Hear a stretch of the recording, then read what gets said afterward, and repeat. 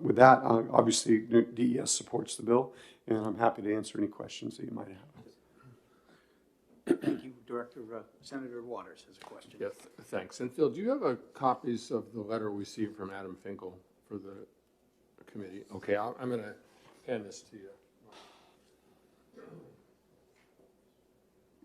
You know Mr. Finkel. I do. Yeah, anyway, so that's the preface to asking these questions, which I will just ask you. Okay, sure. You take a look at Thank you. All right.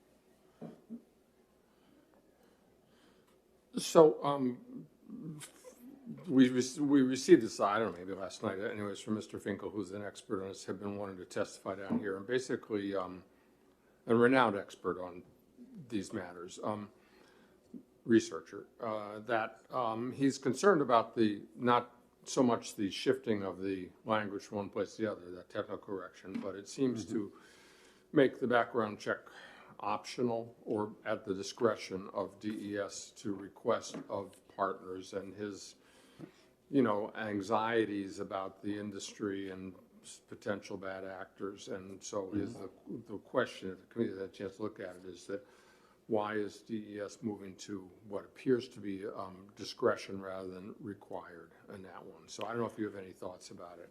Sure. Yeah. So, well, I think I've just read his comments just now, but I think if I'm reading it correctly, I think it reflects a misunderstanding of what was really going on in the law. I mean, he refers to a newly enacted clause, but in fact, that newly enacted clause was enacted in error. It was simply a drafting error. And when the legislature was looking at that language, they were looking at 4 different sections, 3 of which were entirely correct and consistent with one another, and then a 4th one that was simply wrong. But I will tell you that the issue of the law has always provided and made it optional for the agency to request a criminal background check.